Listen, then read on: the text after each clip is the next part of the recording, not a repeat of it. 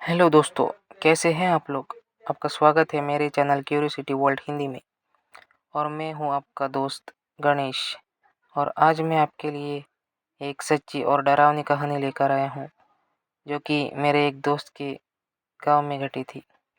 तो चलिए वक्त ज़ाया ना करते हुए कहानी की शुरुआत करते हैं। तो मेरा नाम है अजय और मैं महाराष्ट्र के एक छोटे से गांव में रहता हूं। तो बात है 2016 की, जब मैं 10वीं कक्षा में था। मेरा जो स्कूल है वो मेरे घर से 2 से 3 किलोमीटर की दूरी पर था, जो कि लगभग मेरे पड़ोस के गांव में पड़ता था।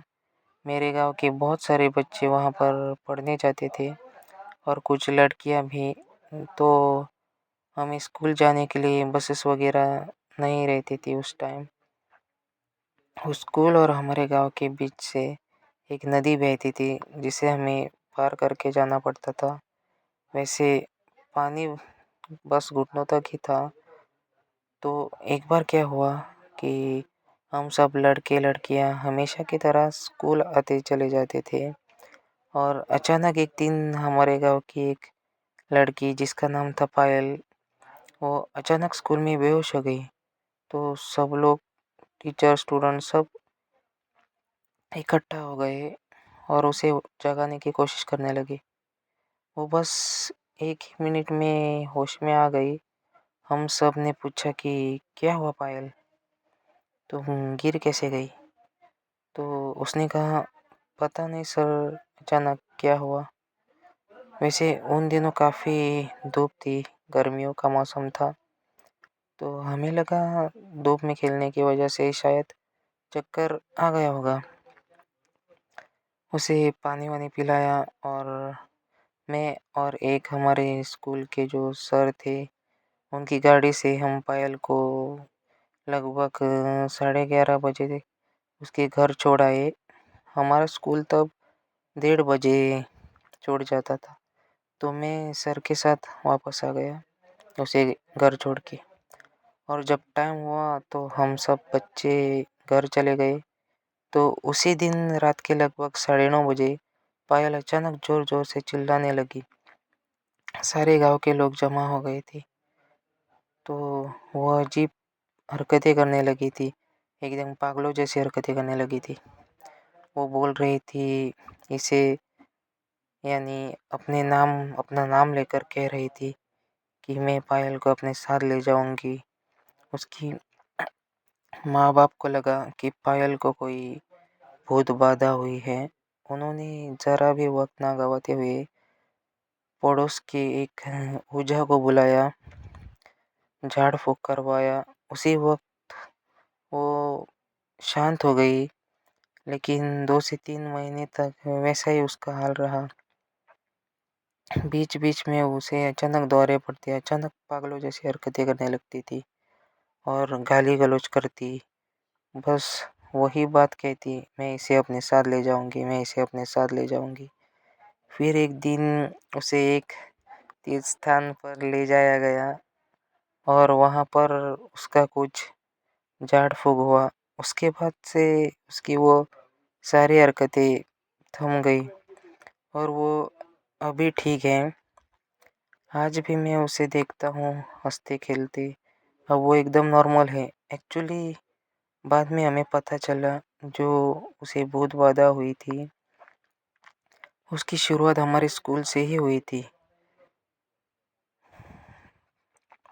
सालों पहले जब हमारा वो स्कूल बन रहा था, तो वहाँ पर बाहर से, यानी कि कर्नाटका से कुछ मज़दूर आए थे वहाँ पर वो स्कूल बनाने के लिए। उसने कुछ औरतें भी थी और कुछ मर्द।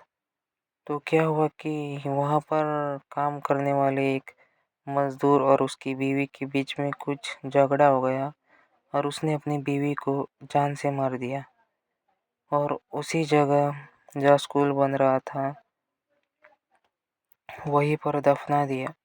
वो जो उसकी बीवी थी वो बेचारी प्रेग्नेंट थी, उसके पेट में बच्चा था। और तब से लेकर वो जो है वो किसी किसी लड़की पर हावी हो जाती थी। मेरी जानकारी में 2-3 लड़कियों के साथ ऐसा हुआ था, तब मुझे वैसे मालूम नहीं था, लेकिन बाद में मुझे उस गाँव के लोगों ने बताया था।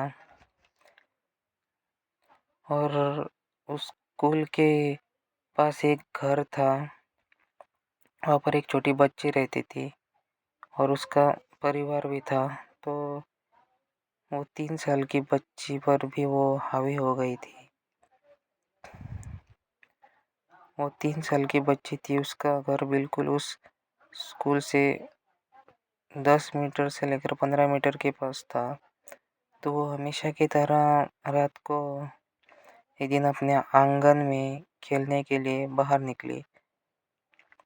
आप तो जानते ही हो बच्चों को क्या है, माँ बाप कितना भी मना करे वो तो करेंगे अपने मन की।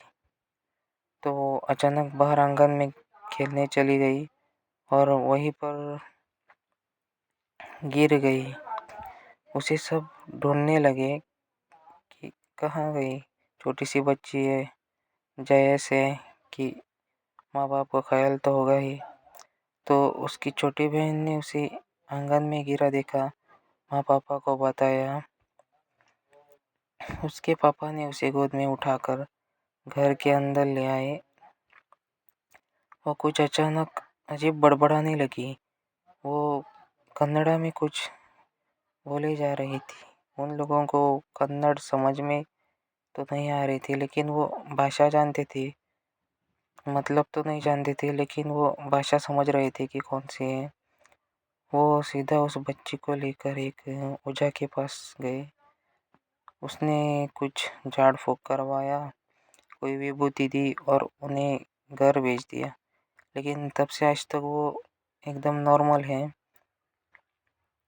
और उन्हें भी उस कहानी के बारे में पता था। तो शुक्रिया दोस्तों मेरी कहानी सुनने के लिए। अगर आपको मेरी ये कहानी अच्छी लगे तो प्लीज़ लाइक और सब्सक्राइब करना। थैंक यू दोस्तों।